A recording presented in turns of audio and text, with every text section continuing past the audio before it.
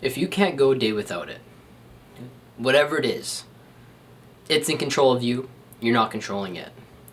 Whether it's your phone, lusting, seeking external validation, or even just wanting to be comforted. The truth is, most men are addicted to something, one way or another, and the worst part is, the scariest part, is they think it's normal, or they don't even realize it. Howdy, my name is Nolan T. Painter, a young aspiring man with, aspirations greater than I don't think anyone will ever understand. And in today's video, I want to talk about the 7th or 6th part, whatever, some part in our series where you have to pick up 7 things and drop off 7 others. And in today's video, I want to talk about letting go of addictions. So, just firstly, I want to make the distinction between addiction and dedication. So addiction is something you can't go without that is harming your life. So obviously a quick answer that comes up would be smoking. People smoke, they're addicted to it because of the nicotine, and they can't drop it. It also ruins their life. But dedication, on the other hand, you can be wanting to go to the gym the whole time, kind of like it's an addiction. You can't go without going to the gym. Now, sure, you're addicted to it, but is it ruining your life? No. So I'll call that dedication. You're finding something nice, something enjoyable, something that will bring you back, like a hobby, right, or a habit, and it's actually benefiting you. Reading before bed, you can't go to bed without reading. It's not necessarily an addiction, it's a good habit you've built. Anyways, now that I've made that distinction clear, we can move on to the next part. So, addiction isn't always a drug. You saw from my examples, right, the dedication with reading a book, or addiction like smoking, there's a huge scale to these things. It's not always something grand or something scary. It can often be things that are small, negligible, and people don't even notice. So it's not always a drug. Addiction can be something like lusting, so like watching porn, but that's also really bad. So what's something that's even lesser that we won't even realize? Well, it can be like scrolling while you're going on the toilet, right? You're on the toilet, you're on your phone. You don't need to be on your phone, but you can't go without it, so you gotta bring your phone with you. That's an addiction. Checking your phone multiple times in a day because you're anxious. That's an addiction. That's dangerous, right? And it's unhealthy. Why? Well, because you're filling your mind with nonsense when you could be working. And we don't notice these things. In fact, they're normalized. Video games are a big one. Now, we're all very familiar with the whole video game addiction. But can you just delete all your video games right now? Can you just stop playing them? No. They become a part of your life. They become a habit. They become an addiction because they're a bad habit. I'd say bad habits are addictions. Just like smoking, just like vaping, whatever it may be. And I want to put more emphasis on the lesser ones, like playing video games or just using your phone in general in nonsensical situations, because we don't notice these. They're normalized, and we don't recognize them as addictions. We recognize them as, well, nothing, because we don't even think about them.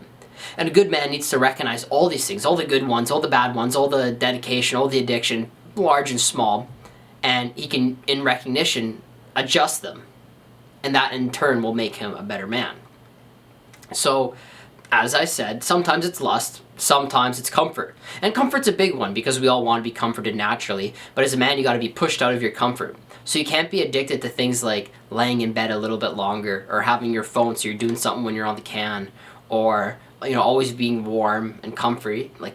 As a man, you got to be pushed out of your comfort zone.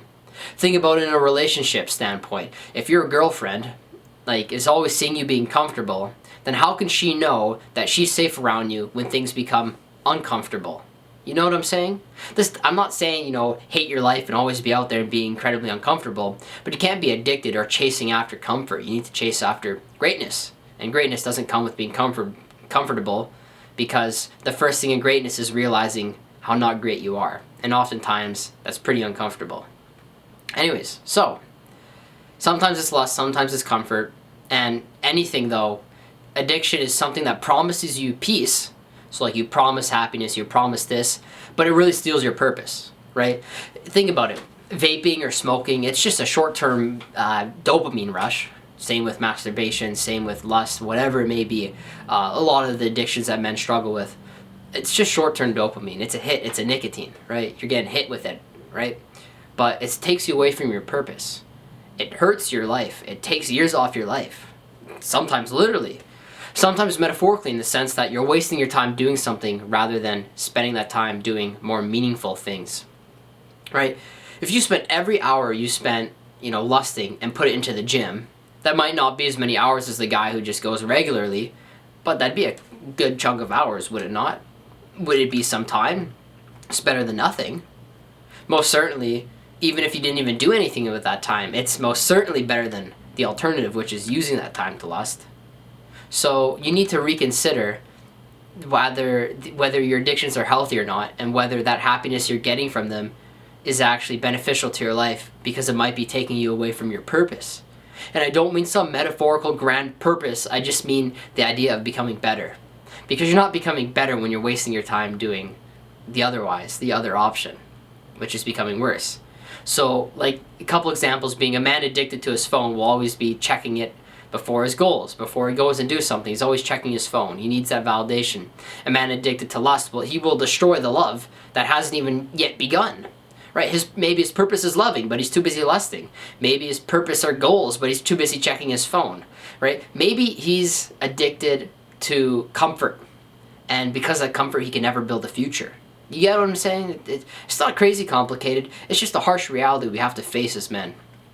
So what's the root of this? What's the root of the addiction? Well, every addiction starts with pain. Every addiction starts with pain. That's why we want it. That's why we're drawn to it. We need something to fill our pain. We lust because we feel unloved. Moreover, sure, we feel unloved, but in that example, there's an entire network, there's an entire society built around making men want to lust. Women make men want to lust intentionally. Not that all women are bad, there's just a lot of bad actors out there, right? Pornography, OnlyFans, this and that. It's designed to capture the minds of men to take advantage of them, right? Bad men. But, does that make them bad if they're truly victims? And then, when they're consuming this content, it creates a void in them, and then they're just reconsuming it to fill that void. So you get into a vicious cycle where you feel empty, then you consume something, and because you're consuming it, you feel more empty, so you need to consume more of it. That's why it's so difficult to end addictions, specifically with pornography with men, because to leave that, you need to be even more empty. But in time, you fill that emptiness with beautiful things like love, right? And a good woman will cut that out of your life. The idea of desiring a good woman will cut that out of your life, because you'll realize the love that you can achieve with a good woman is infinitely more fulfilling than any amount of lusting that you can do. And I hope any men can realize that. I hope all men realize that, because a lot of men, they understand that, but they don't appreciate it, so they're not actually acting on it. And I think people need to act on love rather than the lust.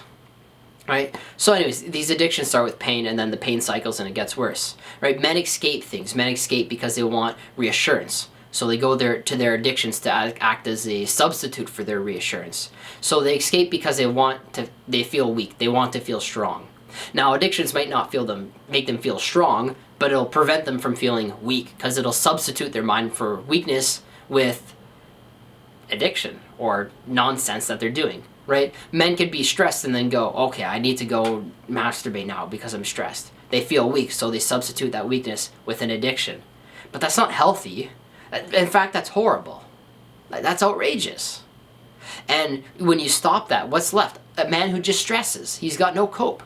So it's really difficult for a man to get out of those types of things, whatever the addiction is. Oh, I'm stressed, let me go get a smoke. Sure, the smoke will fix your stress, but is it really helpful in the long term? No. And then when you stop smoking, well, then you're still stressing. So it's really difficult. You got to be gentle with people who are addicted to these things. You got to be careful and patient with them. And you got to show them that there's things that are more fulfilling, right? Instead of going for a smoke or whatever, I'm stressed, let me go pray. I'm stressed, let me go to the gym, let me do some push-ups, let me read a book, right? And I know that stuff sounds crazy, like, oh, how can that actually stop your stress?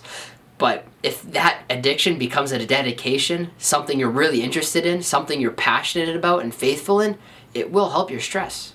It will de-stress you, it will make you feel better. And as a man, when you surround yourself with the things that make you feel good, and they're actually good things and not addiction, you in turn build a garden that is surrounded with beautiful flowers that make it perfect to share that with other people. Because then you're not sharing your addictions, your lifestyle, your poor manhood with other people. You're sharing your beauty with another woman, ideally a woman. And because of that, because you're surrounded with dedication, you're able to actually be a better man for a woman. That's why it's so necessary that you drop out your addiction and, in this case, replace it with dedication. Dedication and beautiful things. But to do that, you need to go through a stressful period. To do that, you need to go through a bit of harm. It's tough. But, no one ever said being a man is going to be easy. It's difficult. And people might not recognize it, but that's A-okay. God loves you. I love you. There's a girl out there who's praying for you right now. She'll love you. Probably loves you right now. You don't even realize it. So why don't you love yourself, put the work in, and be a good man? That's the end of the day. That's how it works.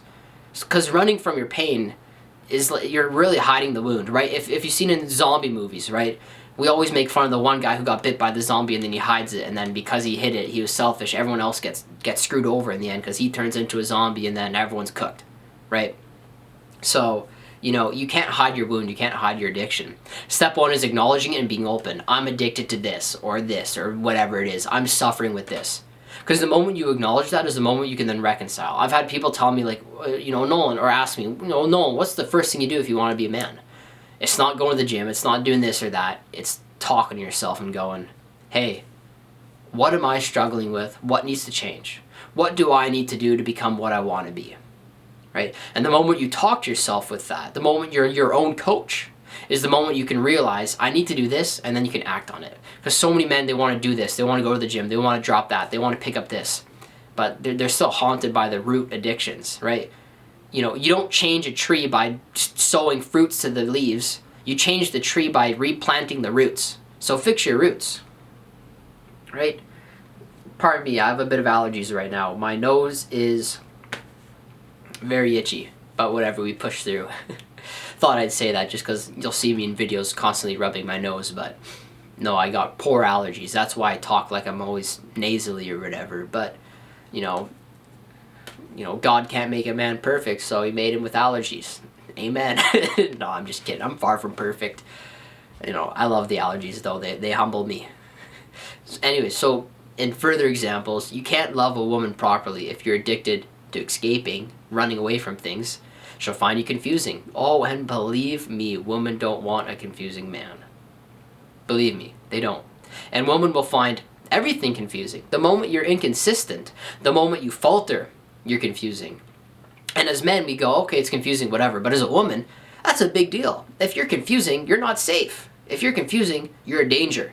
That's a big deal. It's a spiral for them. It's an emotional spiral. And then they don't trust you. And they go, you're confusing. I don't understand you. And you're like, come on, man. See, you don't want that. You're sitting there going, Nolan, I don't want that. So don't push for it.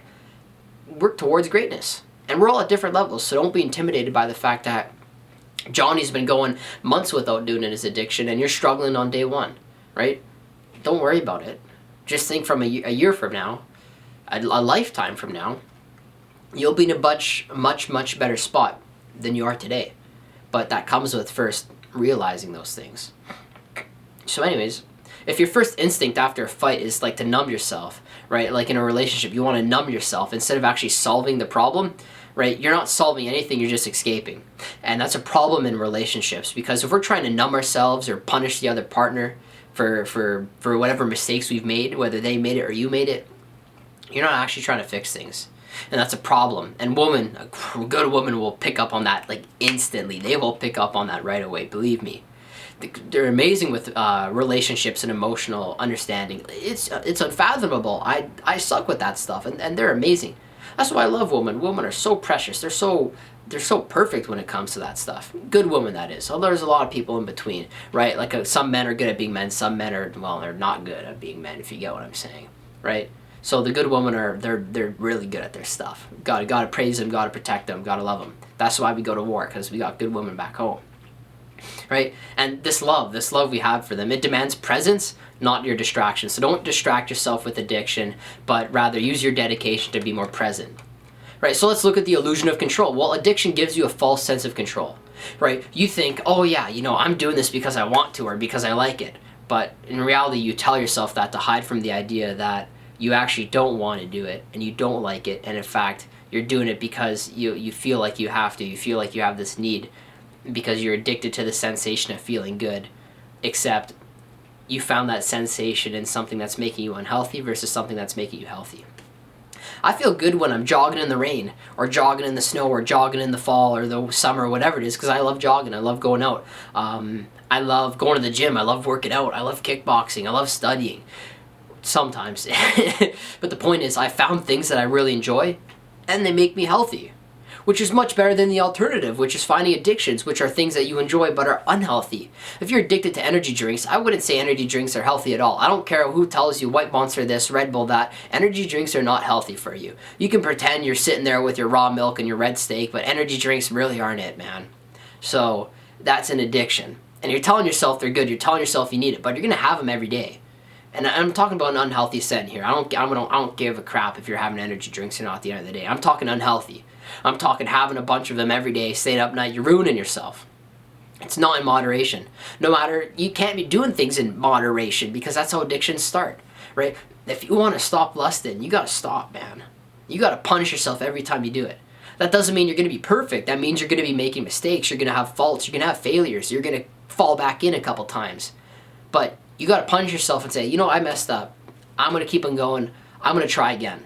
Not, I'm going to give it my all, and then when I fail, I give up type of deal. Like, no, you gotta really push for it, and when you fall, be gentle with yourself and try again. You can't give up. And if you're not doing it for you, if you don't want to do it for you, do it for God. Do it for your friend. Do it for your mom. Do it for your dad. Do it for that girl out there who's praying for you right now, who's like, oh, please send me this beautiful man. I want a beautiful husband. That can be you. So do it for you. Do it for her. Right? You have someone else who you can sacrifice for. So if you're too afraid to sacrifice for yourself, then find them for the motivation, and let that motivation become discipline. So the things that haunt you now, which you find happiness in, you can rid yourself of those things and find beautiful things to be dedicated to that you also find happiness in, like working out, like jogging, like studying, whatever it can be. And you know what, those can even be hobbies, right? Maybe playing a game once in a while, maybe hanging out with friends and doing healthy things. Bring your friends to the gym. The point is, you're doing something that's making your life better and making you happier. And if you can do both of those, then like I said earlier, you're gonna have a garden full of beautiful flowers, and those beautiful flowers will attract butterflies. Woman, catch is though, you want one butterfly, one special beautiful butterfly, not a collection of them. I think it's ridiculous how men can be so comfortable with the idea of having groups of women that they're giving attention to at the same time. In my mind, you got to be committed to one person and one person only, and I find it ridiculous that people would think otherwise. Anyways, point is, addiction, you got to cut it off, man, as soon as possible. And you know what, it takes time, but step 0 is just saying, I'm addicted. And it hurts, but most people can't even do the step 0. Most people are hiding from that. So think about how much more ahead you are just for realizing this. For having me tell you, hey man, lock in. And if you're not addicted, then look what you are addicted to. Look what you are weak to. And fix the weakness. Let all your weaknesses now become your future strengths. That's a possibility. I'm weak to lust. I'm going to be the best loving man. I'm skinny. I'm going to be the strongest man. Let your weaknesses become your ultimate strengths. And who can tell you otherwise? So think about it this way. A man scrolling till 2 a.m., he can think he's relaxing. He can think he's chilling. But he's going to wake up tired. He's going to wake up foggy and probably really angry at himself. That's not control. He's not controlling that. It's a dependency. He's disguising his nourishment. He's his nourishment. And it's a dependency. It's not a choice. He's just doing it because he's addicted to it. And he can't fall asleep without it. It's nonsense. You can. It's hard. But you can, and you know what? It's much healthier on the alternative. So let's really look into detail how you can replace addiction with discipline. Well, you can't just remove the addiction, right? Because it starts with a root cause, right? You're stressing, so you smoke. Well, if you stop smoking, you're still stressing. So you have to replace it with something effective. I'm stressing. I'm going to go to the gym, or I'm going to pray, which is what I said earlier. Right? But you have to find things first. You have to find things. That means you have to put yourself out there. You have to be ready to fail. And the thing is, with addiction, you're going to fail 1,000 times. Guarantee. If you want to stop smoking, you're going to relapse. If you're going to have to find other ways to give your addiction and your effort to. If you're addicted to pornography, you're going to fall in a lot of times. Whatever it is as a man. Whether it's a big thing or a small thing, you're going to fall into those things a lot. You're going to fail. You're going to tell yourself, you're going to pray to God. You're going to say, I'm never going to do it ever again. And then the day after, you're probably going to do it. But that's okay. Believe me, that's not a bad thing. Because you know what? After you do it, you know what you're going to say? You're going to say, dang it, I did it. But you know what? I'm not going to give up. I'm going to try again. And the man who fails and gives up is just going to be addicted the rest of his life, no matter how badly he doesn't want to be addicted. But the man who fails and then fails and then fails and then fails and then fails and then fails and then fails and then fails and keeps on failing, telling himself, I'm never going to give up, eventually he'll do it. Because he'll numb himself to that addiction, be just off the willpower of it. If you keep on telling yourself and getting upset with how many times you go smoking and keep on trying to quit, you're going to numb yourself to it, and you're going to eventually overcome it. And even if you don't overcome it, you'll be going from smoking a couple times a day to maybe once a month, right? Is that not better? Right? So push for it, keep on trying. And it's way easier to quit smoking when you're doing it once a month versus multiple times a day, is it not? So push for it, don't give up. Even if your situation is crappy, even if it feels like you're at the bottom of the barrel, well then you can't give up. Because believe me, even if you feel you're at the bottom of the barrel, let me tell you, it does get worse. Because every extra day you spend in that addiction, it just gets stronger. The walls cave in more. So you gotta push against the walls as hard as you can and for as long as possible. For the rest of your life even, until they break, and until you replace those walls with a beautiful garden. With beautiful flowers. Isn't that awesome? Isn't that nice? Do we not want that as men? Do men not want that beauty? You usually find that in a woman. Do we not want women? So be a man worthy of one. That means cut off your addiction. Right? And additionally, a man without the purpose, he'll always return to the pleasure. So in that, find a purpose. I want to do it for this woman. I want to do it for my parents. I want to do it for God. I want to do it for me. I want to do it for this. Or I really want to get good at that. So find something to replace it with. Numb your mind to those addictions and replace it with this, insatiable, okay, that is not a word, that is not a word, but just this unfathomable level of this thirst for something, this pursuit of something, right? You gotta want something so bad, it'll cut everything that's bad off. It says in the Bible, good trees will produce good fruit and bad trees will produce bad fruit. What that means is, whatever it is, if it's good, you'll see good things. If it's bad, you'll see bad things. If you're addicted, do you think you're going to make good things? If you're addicted to porn, do you think you're going to be a good lover? No. You're going to do a bunch of bad things. You're going to be, desensitized to things that are usually very sacred in a relationship. Those are bad fruits. But if you're really good at loving, if you're dedicated to loving, you're probably going to have some good fruits. You'll be an amazing partner, would you not? So replace the bad trees. Take out the roots. De-root yourself and become good. Make a good tree with good roots, and that will produce good fruit. And religious or not, at the end of the day, it's still a sound idea, right? Replace it with something that's good and find purpose, find the good fruit, because if you don't, you're just going to fall back into the pleasure. So you're balancing something here. You're trying to cut something off and you're trying to grow something new, and that's why addiction is so hard to break, because you got to do a lot. But it's admirable. I always will respect a man who came from nothing and came from addiction and came from this savageness, this pain, and became successful compared to the bloke who was born into success, because he had to put a lot of effort in, and that effort will actually make him much of a better man. Men who came from a lot of failure will ultimately be better than the men who didn't, because they learned so much more and they had to work so much harder. Right? A lot of really smart people came from nothing. Think of the kid who was failing in school and he had to work 10 times harder just to catch up with people. Do you think by the time he catches up he's going to stay there? No, he's going to shoot right past them. So be that guy. Take advantage of your opportunities right now and go, I'm really behind. Let me use that as a motivation to push far beyond everyone else, or push myself to be the best I can be. So give your hands something to hold. A book, a Bible, plan, a barbell, whatever it is. Hold on to something. Hold on to a girl's hand. Hold on to your hand. Hold on to your parents' hand, a family member, a friend, something, right? And talk about it. Look at me. I'm yapping to this camera for like 20 or 30 something minutes. I'm filling my day with something. I'm not falling into addiction right now. I'm working. I'm getting stuff done. And you know what? This is doing things. I'm building something. I'm helping people. I don't care if this gets 1 view or a bajillion views. Like, I'm doing something and it's meaningful and I'm finding, happiness and fulfillment in it. And it's bringing me closer to my goal, which ultimately is being a good man for a good woman. There's this beautiful woman I love back home. I want to be a good man for her. I want to dedicate myself to her, and I'm finding things to do, which she bring me closer to my goal, Sorry, that was a bit of a word salad there. I was fumbling those few words, but point is, work hard for something that you really like, and that will actually help you a lot with removing your addiction. So if you feel temptation, redirect it to something else. Walk, write, pray, build, something. You do something. You can't give up, right? With that same energy, the same energy that will destroy addictions is the same energy that creates addictions. So use that energy that brought you to this mess to take you out. Additionally, let's talk about lust, especially with relationships, because that's a big one. I like to pride myself on being this man who knows everything about relationships. I don't, but it is my goal after all. So lust is a big deal with me. I always struggled with it. I'm not going to lie to you and say nothing. I struggled a lot with it my whole life. And it took a really good woman to teach me stuff that took me 18 years to realize. And that in turn, this woman, and I credit it to her. I will credit this woman. I'm not going to say her name, but I will credit her. She knows who she is. She got me to break a lot of these addictions that I had. And lust, and I'll say, is the most common addiction in men. Because society, woman, man, governments, whatever it is, websites, they target men because men are usually weak-minded and easy to manipulate. And what they do is they take that addiction and they want to reward you.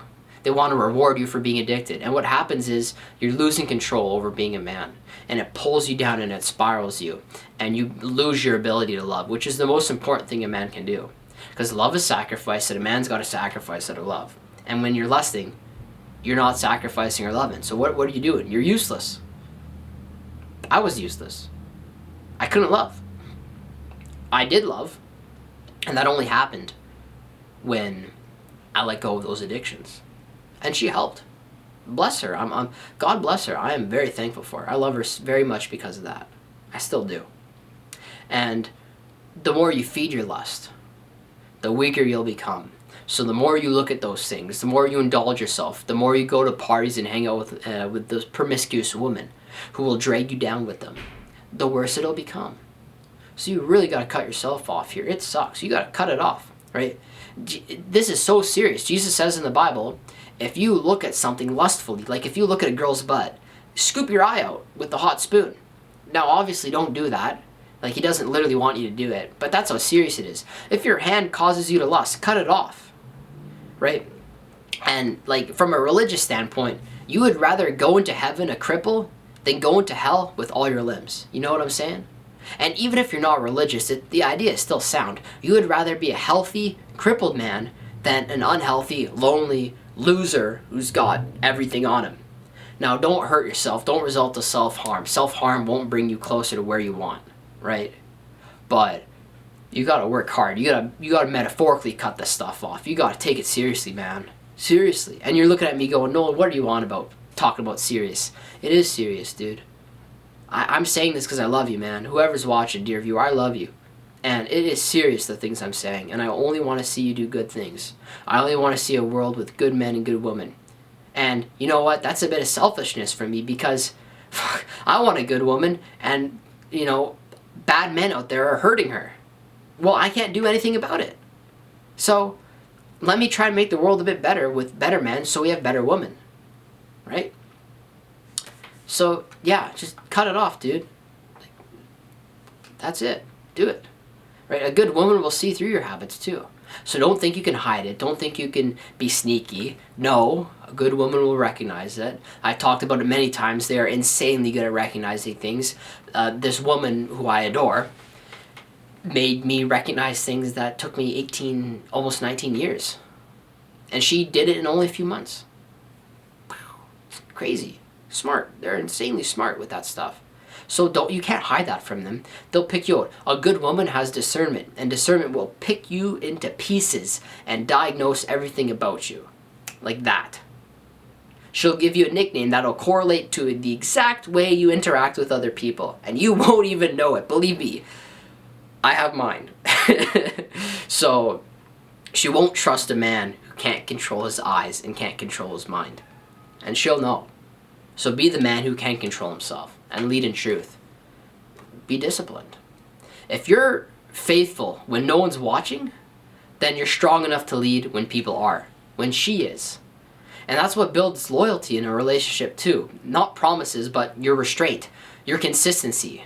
Keep on working. So now let's look at time. How does time play into this? Because time is really important. Time is really important, like really, really, really important. I myself am an impatient man. I'm very impatient. I want now. I want to go see this woman now. I want to build a family now. I want to work hard now. I want to hear her say I love you now. But I gotta be patient, right? I want to go to the gym now. I want to make videos now, but I gotta be patient, and that hurts. But this also plays into addiction. You won't beat it today. Probably not tomorrow. But if you try for the next few years, you might. You might, just maybe. What if you do it? What if it's done? What if you beat it? What if you become this amazing person? What if you win? What if you get the girl you want who said she doesn't want you? What if? You know? It's possible. Overcoming addiction isn't instant. It's a constant war. And you'll lose battles, you'll win battles, but at the end of the day, it's all about the grand scheme of things. And you gotta win that. So you'll relapse, you'll fail, you'll fight again. But every day you resist, you'll just win a little bit more. And it's that resistance that will build you closer to dedication, which will replace your addiction. So as an example, like I've seen men change a lot. I've seen a lot of men change growing up. I myself as a man, I've changed a lot. Okay, maybe not man. Probably I'm a boy. I'm only 18 years old. I wouldn't say I'm a man yet. But, you know, as someone who wants to become a good man, I've changed a lot. And change isn't by quitting overnight. It's by refusing to give up after every time you failed. If you want to get good in sports, you don't just work one night. You work forever if you want to get good at sports. If you want to make your favorite team or do this or that or play good just generally, you got to work damn hard for that stuff. So the man who keeps becoming, right, the man who keeps chasing to be good is the man who will finally conquer his addiction.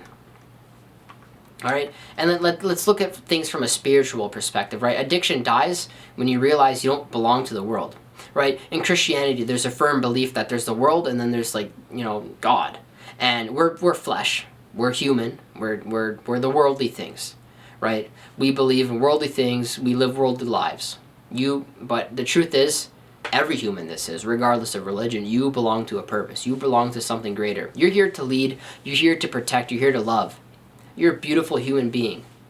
And you live in a world that is surrounded by sin and that encourages you to just fall apart.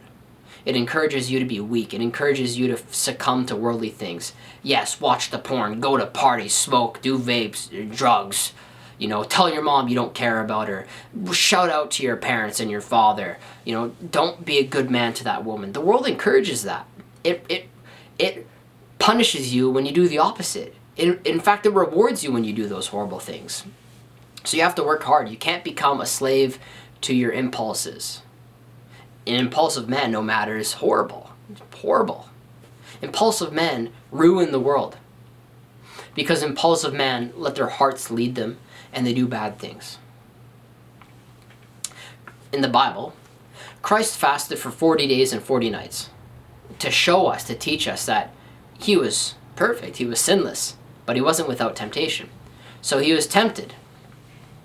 And he fasted not because he needed to, but because he wanted to prove to us. He wanted to learn himself, but he also wanted to prove us. He wanted to prove that the body doesn't own the spirit. You have the human spirit. You got God's spirit. Religious or not, you have a spirit in you. And your conscious, your willpower, who you are, is so much stronger than your weak emotions, your body, your flesh. So use your willpower, use your spirit. To just push through it, right? Now, in your fasting, you might eat a bit, you might take a snack, but if you try and not eat food for as long as you can, you'll eventually fast. Now, that wasn't the greatest example, but look at it addiction-wise. If you're smoking every day, if you try to stop smoke a bit, and then you stop smoking, and then you might smoke once a while, then if you keep on trying to work and never give up, you won't relapse, right? That's the difference between messing up one time and then relapsing and falling back into it. Because you can mess up one time and be like, dang it, I did it, I messed up. I'm not going to do it tomorrow. Then you're good. It's all good. You're forgiven. But if you go, dang it, I messed up, and then you keep on messing up, well then you're done. You're screwed. You're back. You're addicted again. But you got to be careful. You can't treat addiction like something you can flirt with. You can't flirt with addiction. You can't do it once in a while, because then you'll just build your addiction up again, right? And Christ ultimately is the model of a disciplined man.